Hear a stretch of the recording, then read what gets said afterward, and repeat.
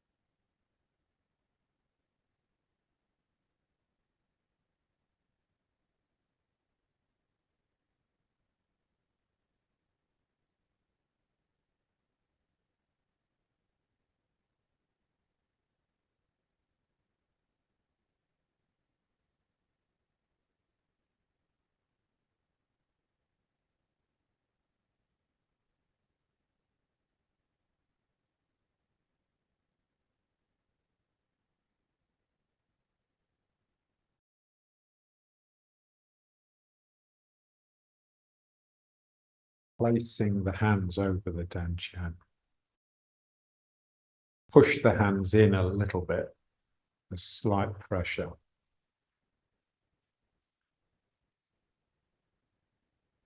Feel the mind coming into that place as well.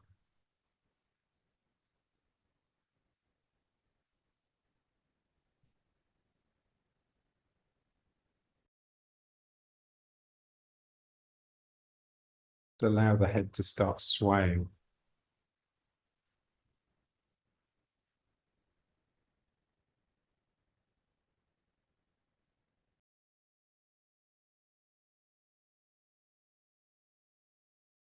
Part of your mind is down, still, quiet, concentrated in the dantian. Another part of your mind is swaying away with your head.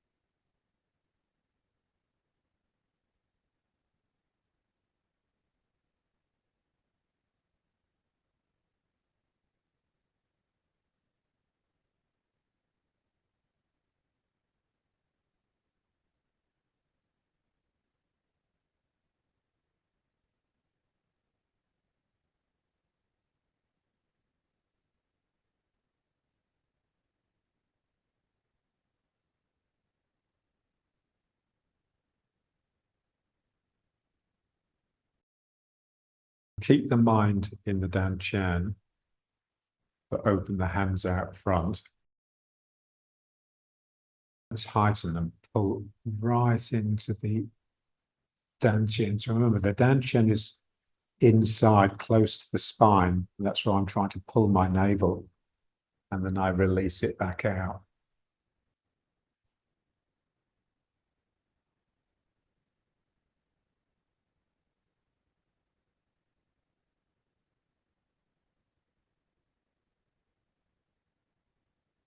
And then you can get your fingers to push in to help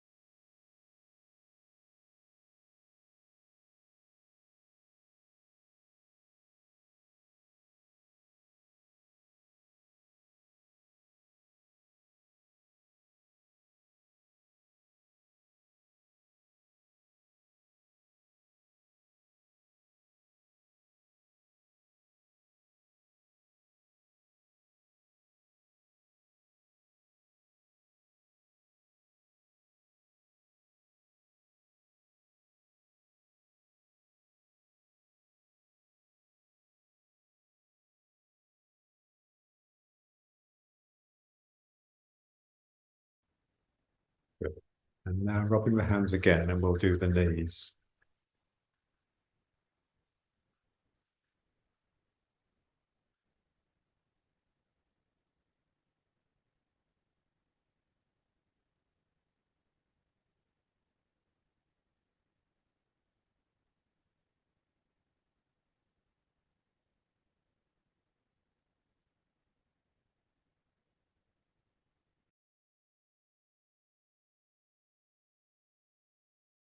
Doing this as much to activate the belly lower back.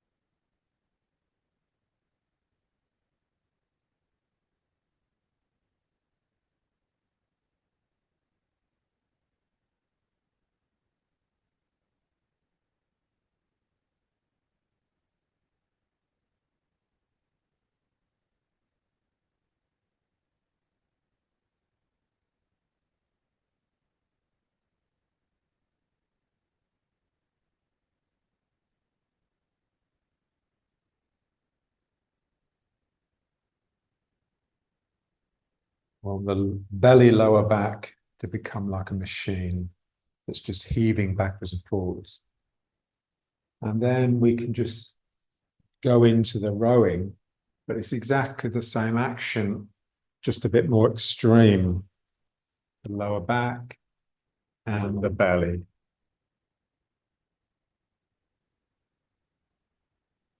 They're working together, but alternately.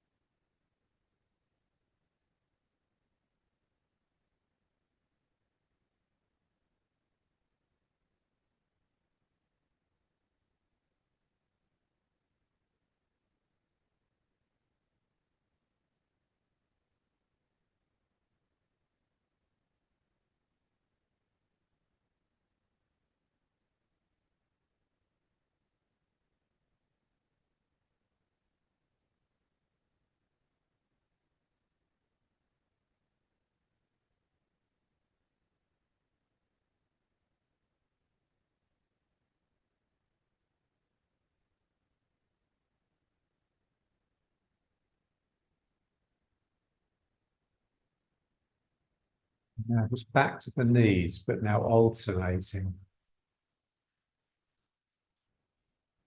So to do this, I have to split both belly and back into their two sides, left and right.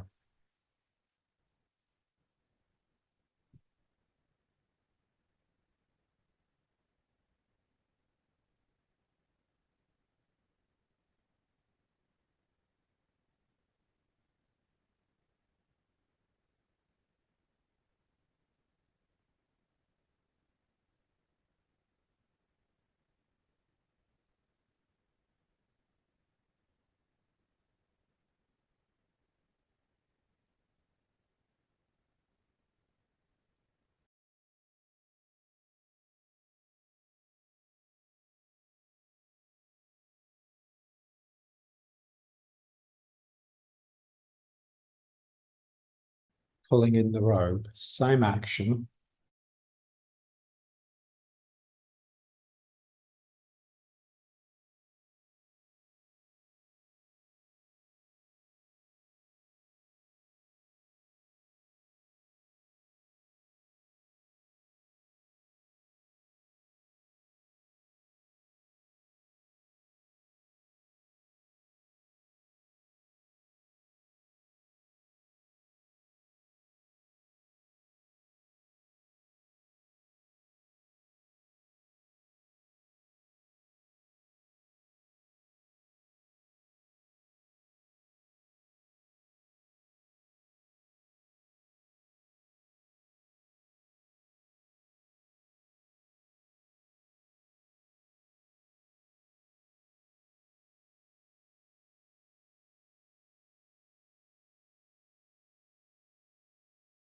Up and down, same thing.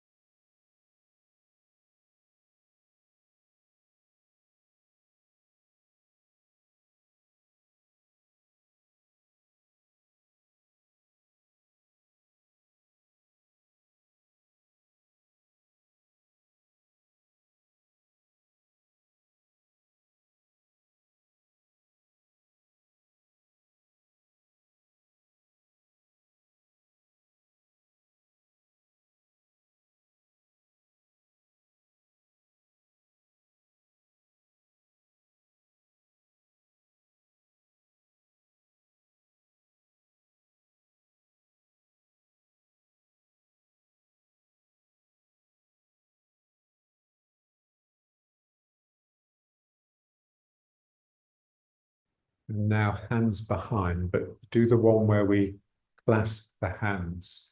So interlock the fingers behind, and then just try and really straighten the arms.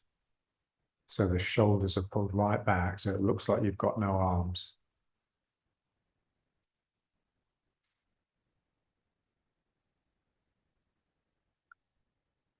Keep the hands low so that the chest is thrust upwards.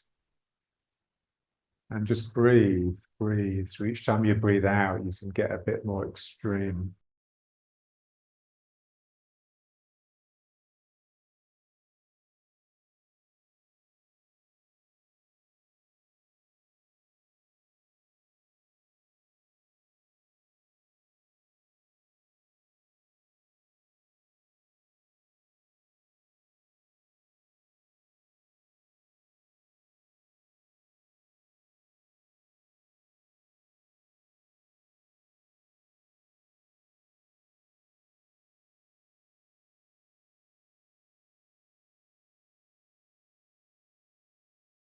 Rubbing the hands again, just for a moment.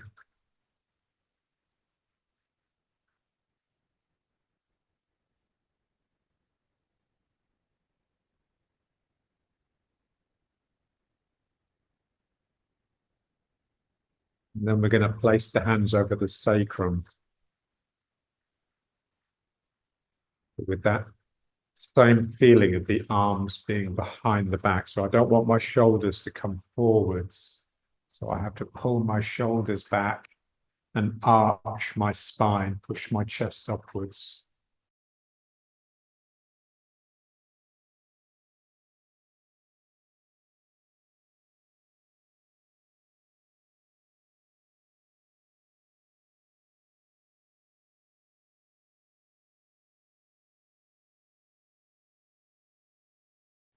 The tension in the shoulders, which we harbor, and the tension in the hips,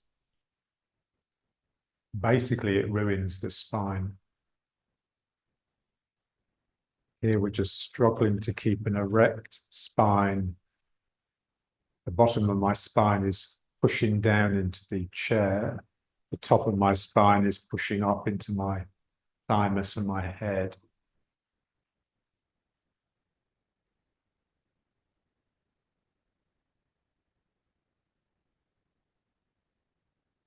Feel the sacrum, that big triangular bone that you're holding,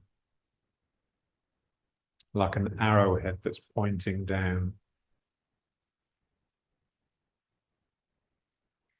And just bring the mind to the top of the spine and imagine that there's a sacrum there resting on your atlas bone, the very top of your spine, pointing and digging into the skull.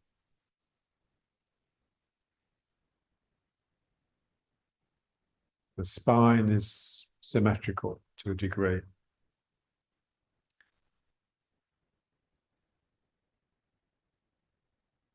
If I can get the bottom of the spine pushing down, then the top of the spine will push up, and then it will become stretched and open.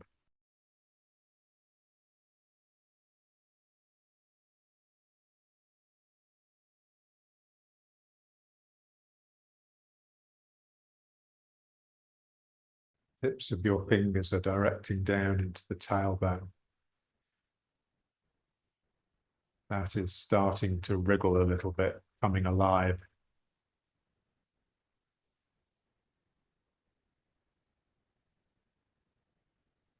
And then just bring the hands up and cup the back of the head, so that imaginary sacrum at the top of the spine. Just use your hands to very gently pull the head upwards, stretching the neck. It'll pull the chin in.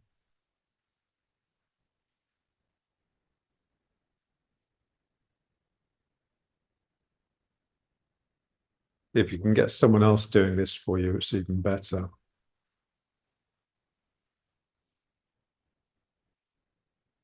You know, I want to keep my shoulders relaxed, and my shoulders are dropping, but my hands are pushing up.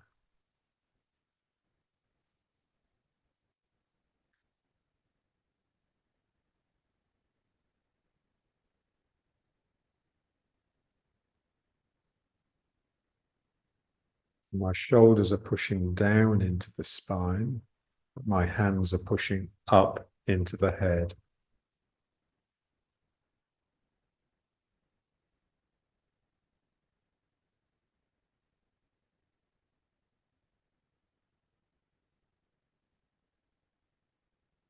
Feel the back of the head that you're cupping with your hands. That's where we want the activity to retreat to. So the front brain becomes quiet and the back brain becomes active. But what wakes up in the back brain, we never really become conscious of, not in the same way that we're conscious of front brain.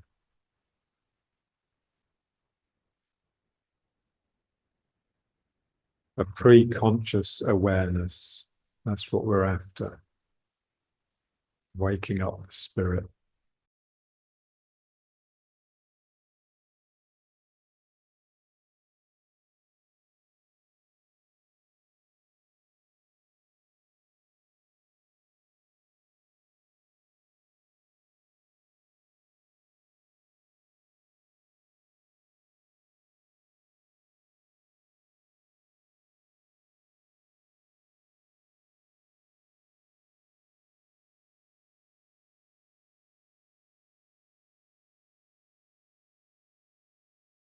And now, we'll just breathe a little. But breathing through the small hole in the mouth, we want to make the movement of air, both in and out, difficult. So we have to work the muscles in the diaphragm and the belly to actually make the breath come in or out. So I suck the air in through the small hole in my mouth.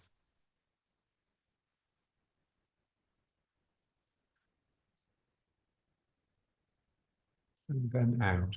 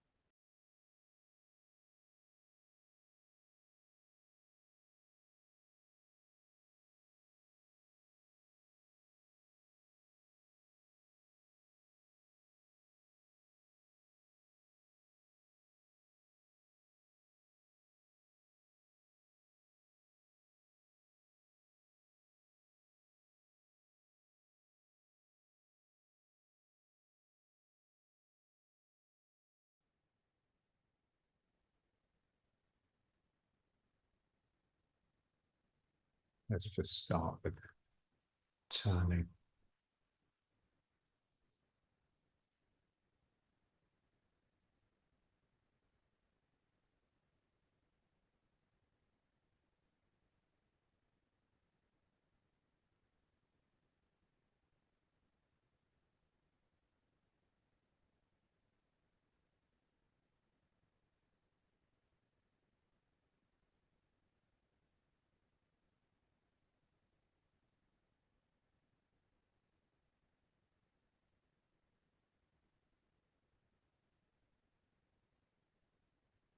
Everything flows. Heraclitus, come to cry. What does not change is the will to change. So this is change. I can't focus on anything that's set and certain is eroded and melts.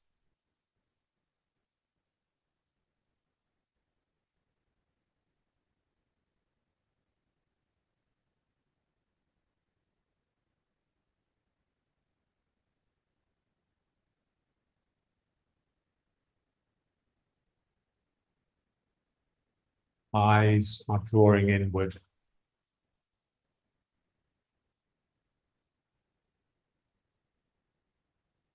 The feeling that my ears are extending outwards on stalks. My ears are scanning. My ears can get all the way around. My eyes can't.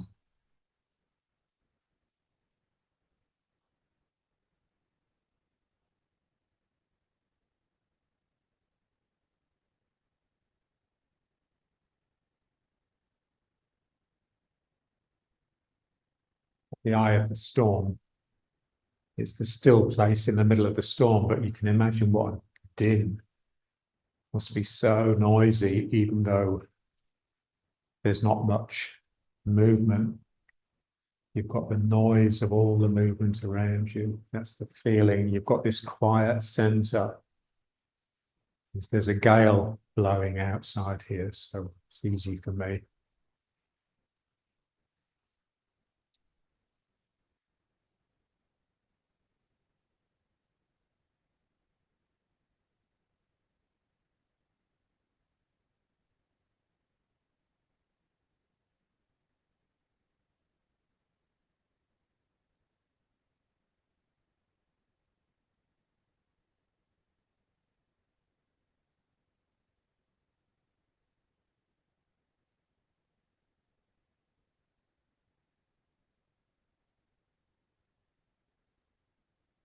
Physically, I am relaxing and expanding with this centrifugal force. But mentally and spiritually, I am drawing in. For the ancients, mental and spiritual was the same thing because they used their mind correctly.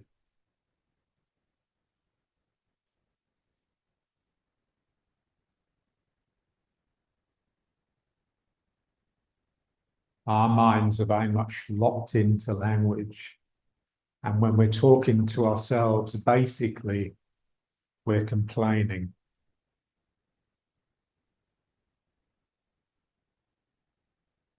It's like the negative self, the resentful self.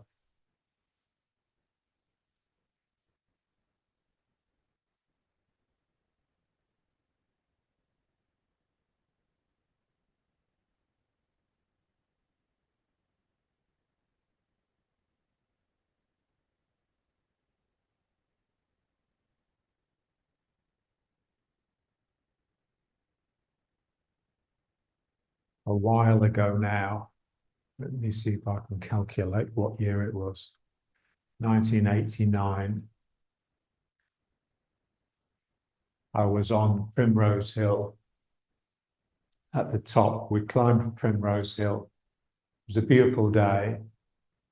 Enough wind to fly the kites, but not enough wind to ruffle your hair. And we're just standing there enjoying the view of London. And I noticed these two teenage boys out for a jog.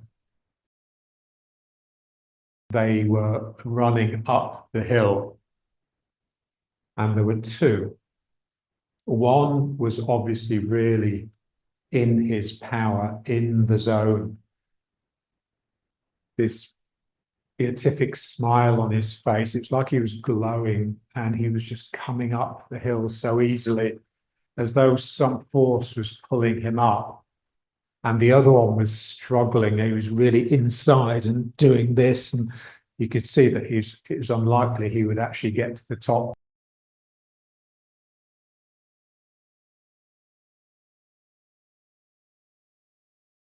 And you could really see that the good ego and the bad ego.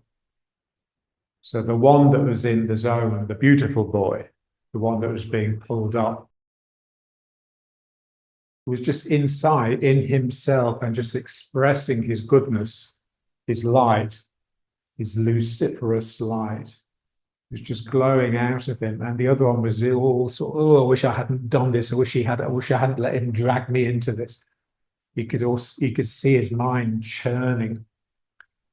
And it was as much that was inhibiting his true use of his own power. So you could just see the two aspects of the mind, the good ego and the bad ego. Or what, when the Indians they talk about self with the big S and self with the small s. So the self with the big S is the good one. Now let's slip into this one. So ego isn't bad. It's bad when it grumbles and moans and complains and festers in its resentments. And we know from experience just how easy it is to switch from one to another. But often that switch needs to come from outside. Something positive needs to happen, and instantly you're in a good mood.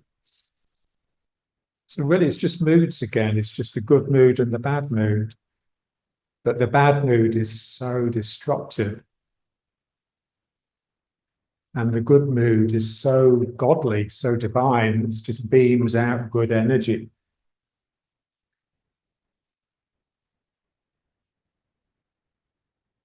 And that's all it is, really. That's spiritual work. It's so simple. It's just learning to put yourself in a good mood, becoming master of your moods.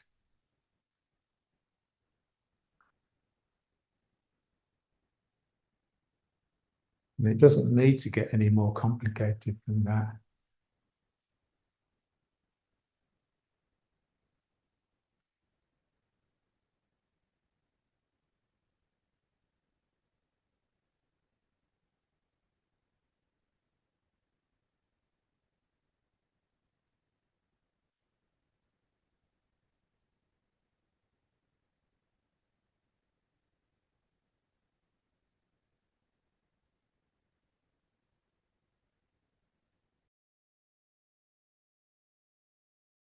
Bring it to riding horse.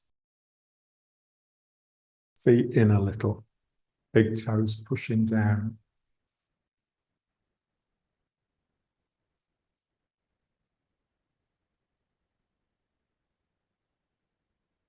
Think of like a hot air balloon. It's filled with hot air, so it's ready to take off. So you'd need a strong rope tying it to a stake in the ground to stop it from just drifting away. The big toes are like that stake in the ground. Without them, the mind will just drift off and think to itself and flights of fancy. You want to keep everything rooted, grounded, and contained together, not dispersing. The energy can disperse, but the mind has to stay condensed and concentrated.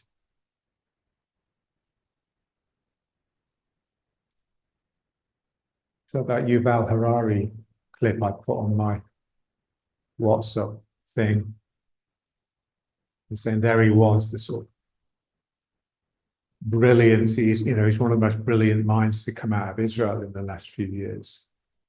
There he was at Oxford thinking he was so clever, tried meditating, couldn't for the life of him just control his mind enough to just stay with the breath.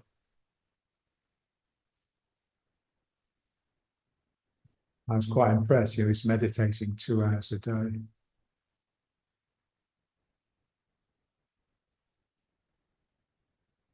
It's quite a fierce mind he has, so I'm not sure if he'll ever come to softness. Okay, now let's just breathe. Getting the same action in the spine that we had when we were sitting down. The back, kicking into the belly. Keep it quite gentle. We want the bottom part of the spine to be doing the same thing. So here my tail is pointing back as well as my head. And then my tail points forwards as well as my head. I just want to register that point in the middle of those two actions where the tail is pointing down and the head is pointing up. So there's a point in the middle. It has to pass through this point.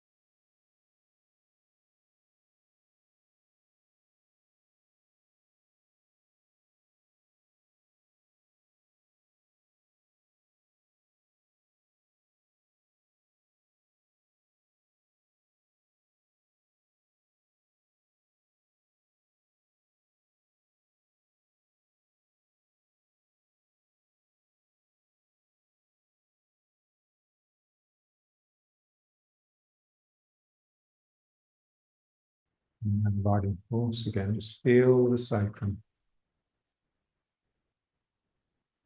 Sacrum dantian.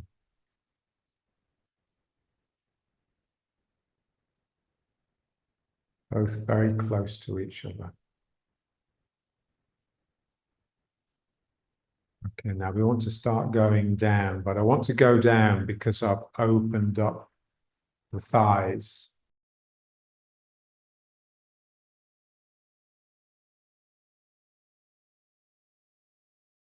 Go down, and then I can lift this ball.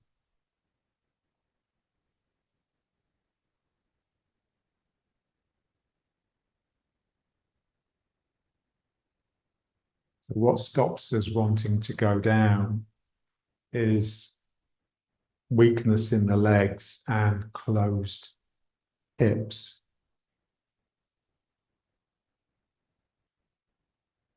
And both of those things will put strain on the back.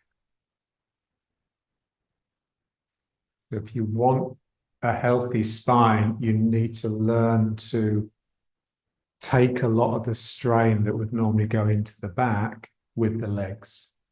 So the knees have to go out here. So it doesn't matter how far you go down. And if the knees don't go out, then it's because here it's closed, it's tight. So that thing of just sitting on the floor with the legs spread.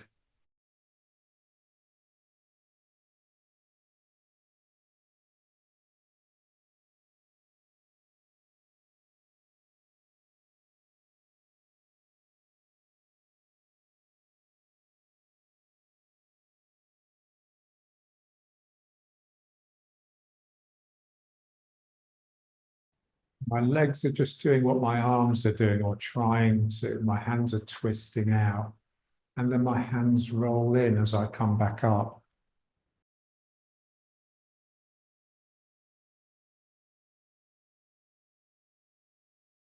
If you do this, then you're not inclined to look down or lean forwards too much. The strain of the sinking is taken by the legs, not by the back. The back almost doesn't realize it's doing anything because it's all in the legs.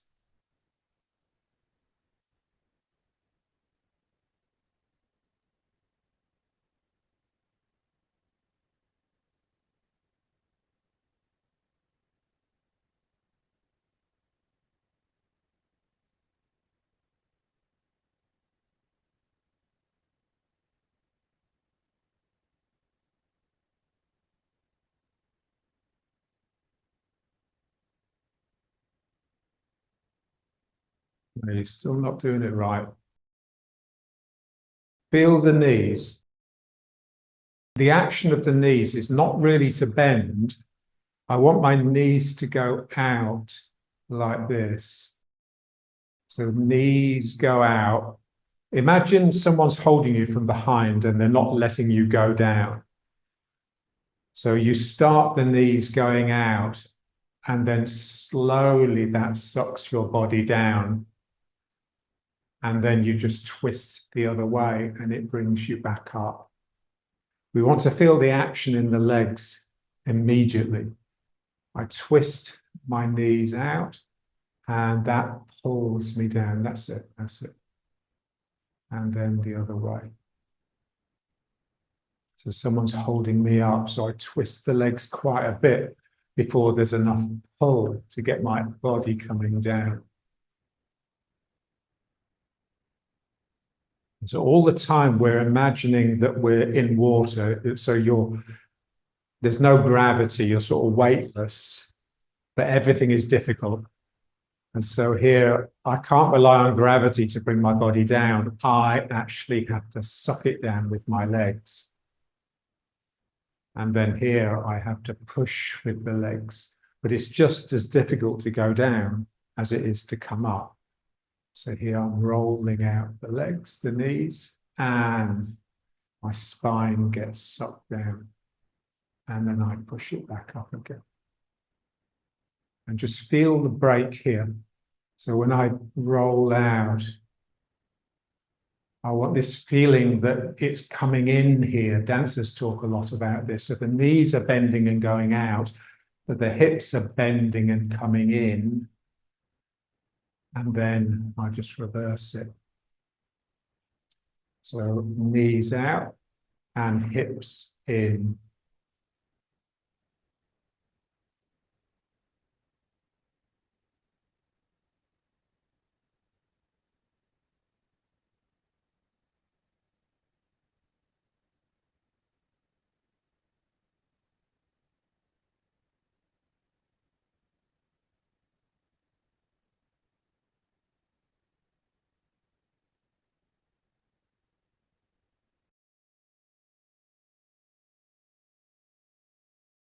And now let's move from leg to leg. But with this pulling action, imagine the arm. Imagine someone is standing here. And I have to send my arm out, wrap it around that person, and then I can use them. I can use their stability to pull me across. So I'm reaching behind the person, and then I'm pulling myself towards them.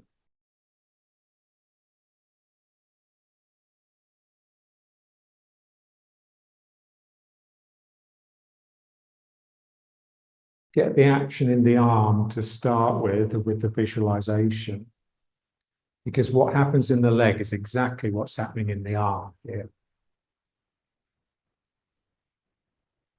So I send the arm out, and if I want to continue it expanding into a curve, into an embrace, then I really have to open here in the inside of the shoulder, almost like the shoulder comes out, the arm comes out of the shoulder socket, and then I can pull. So I'm expanding into the curve. I'm not shrinking into a curve. This is the thing with Tai Chi. The circles are expanded into. The circles are natural. If you just continue expanding, you will become a circle, because everything wants to return. And then I just feel it in the leg, because the leg is doing exactly the same thing. My foot is trying to get behind that piece of ground that it's standing on. And that needs this to open up in the groin in the same way that the shoulder opens here. And then I can use the leg to pull me across.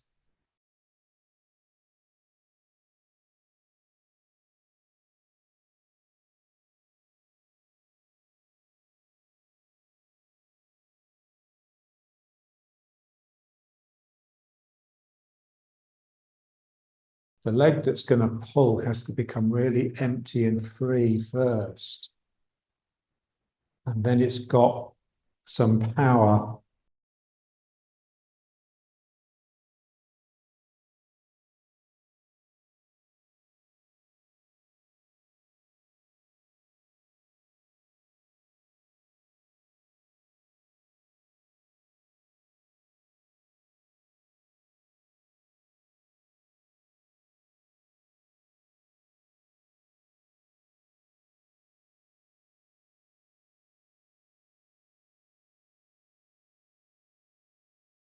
So this is so important, this mode of moving, because it's constantly pulling at the sacrum, trying to stretch it.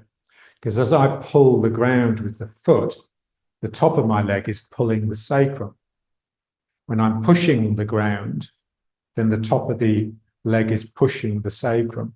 So here I'm really trying to stretch the sacrum, open it up. And if you continue doing this exercise, you'll just get more and more sunk, with more and more of a feeling that you're just all sacrum, you're just this big, massive bone here that's reaching out into every part of your body.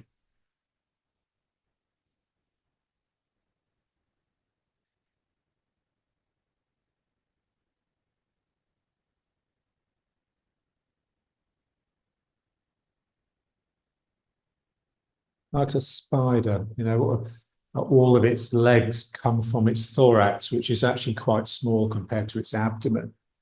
So it's like every part of us actually comes from this small area.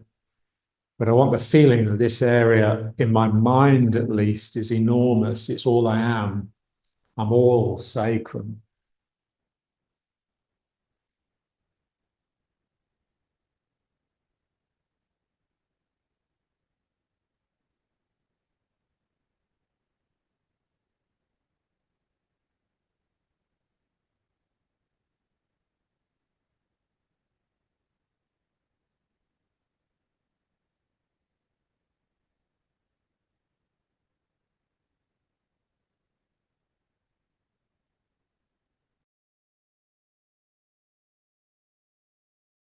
And then just back to riding horse.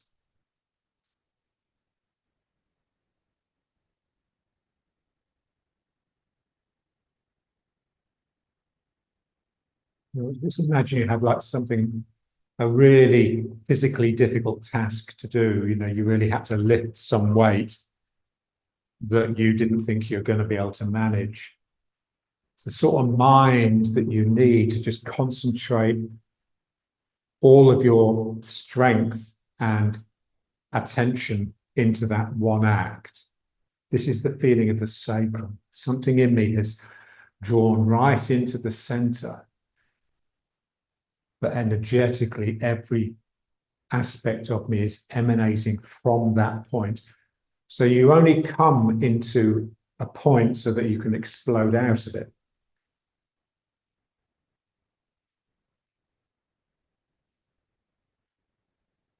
Now, bouncing from leg to leg. So the other way of moving. This is very playful, joyful.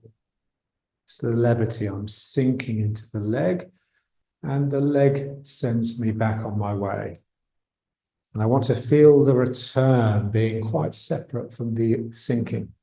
So it's like my heaviness, my sadness is sinking down, my liquid quality.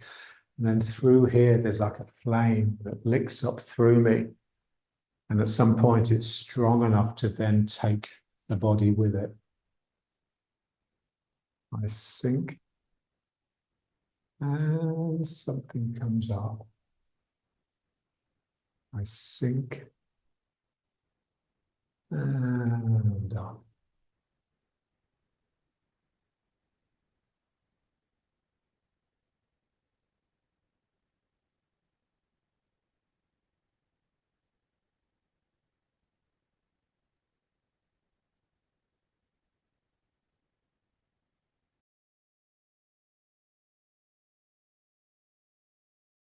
Just want the mind to be able to separate these different aspects. The feeling is that the sinking and the rising are in different realms, or in different dimensions. And so as the flame is looking up and I'm following it, there's still an aspect of me sinking down the way I was.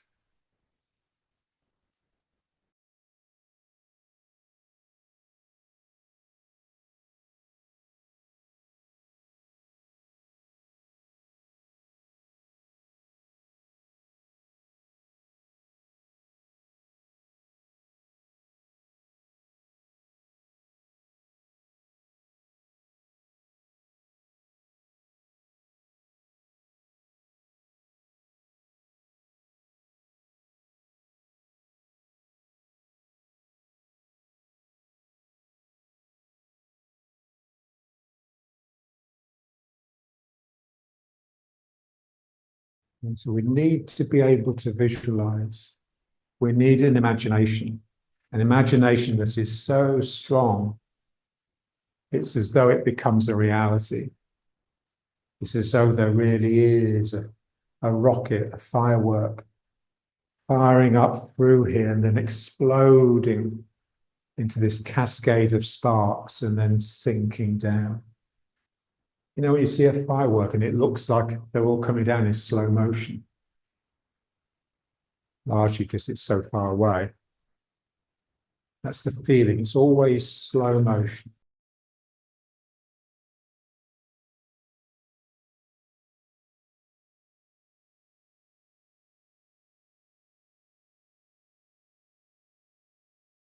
This is the mind that we've lost. We've lost the imaginative mind.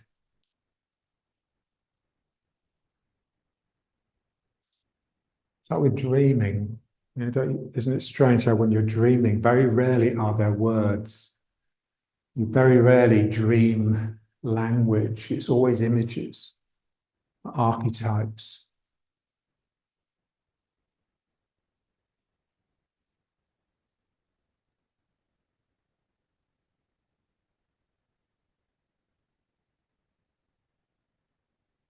I had this dream the other night and I was confronted by this black guy, native, with ants pouring out of his mouth, with a green snake coiling up him, trying to get into his mouth. I thought, what the hell is all that about? It's just weird what's deep, deep in the mind. And that's where we want to go. Our lives are so ridiculously shallow.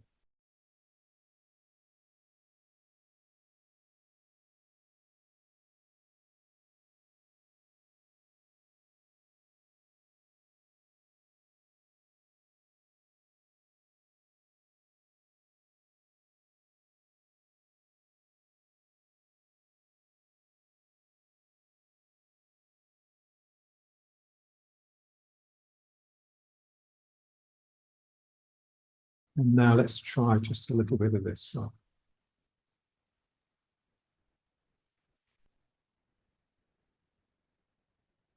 Don't straighten your legs. Use your legs to take the back down into them. That's it.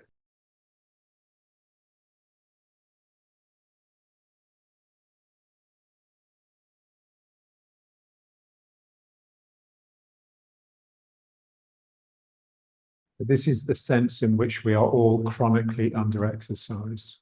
Our legs are weak and our body is locked up, particularly the groin and also the shoulders. Yeah, so all of this region is crushed and the heart is crushed. This tends to be open, and if anything, we'd like this to close down. So we want to move from the top of the spine to the bottom of the spine, basically.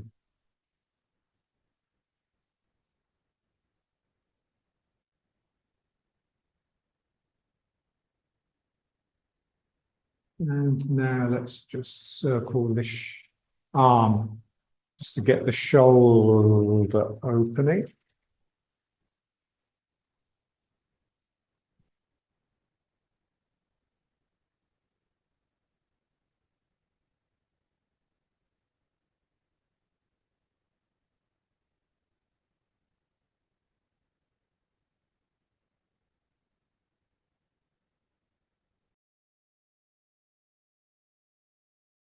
Feel that point at the top here.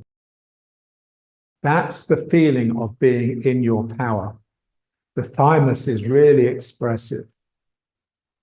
It's really open and lifted. Feels like you're a little bit sort of full of yourself. But that's the feeling of you being the good you.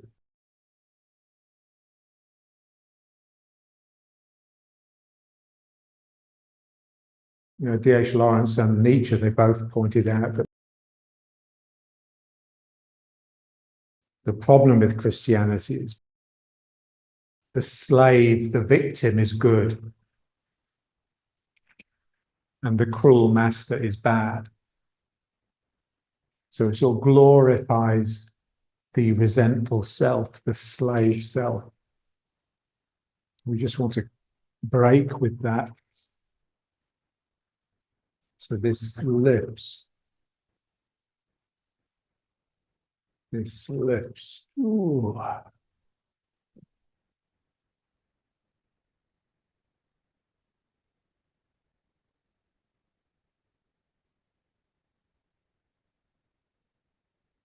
And then the other way.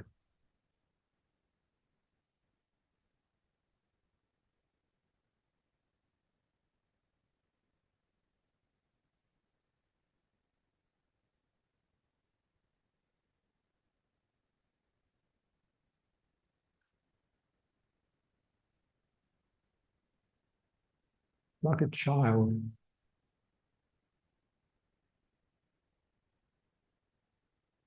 You hear in the playgrounds, yeah. Abatistically, Daddy, look at me. You know, they're just about to go down the slide. They want an audience, you know, because they're emanating, they're being brave. And why not?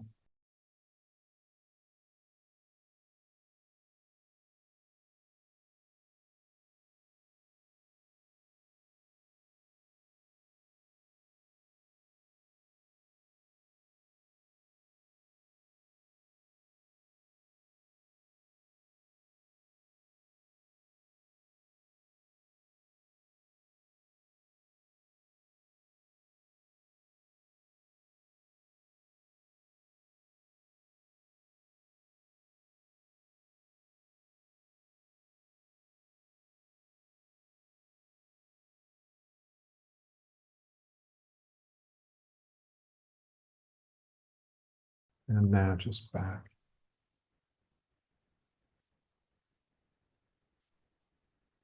Big toes pressing down.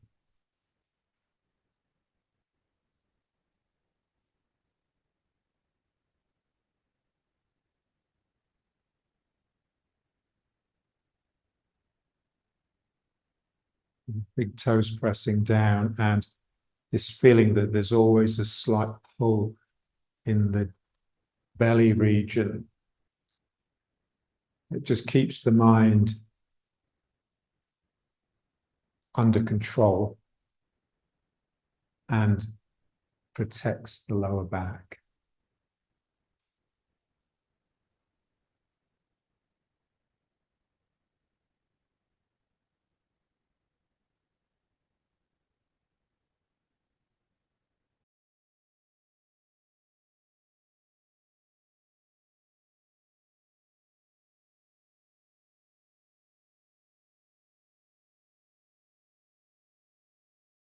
Leg wings, and now let's try the shoulder wings.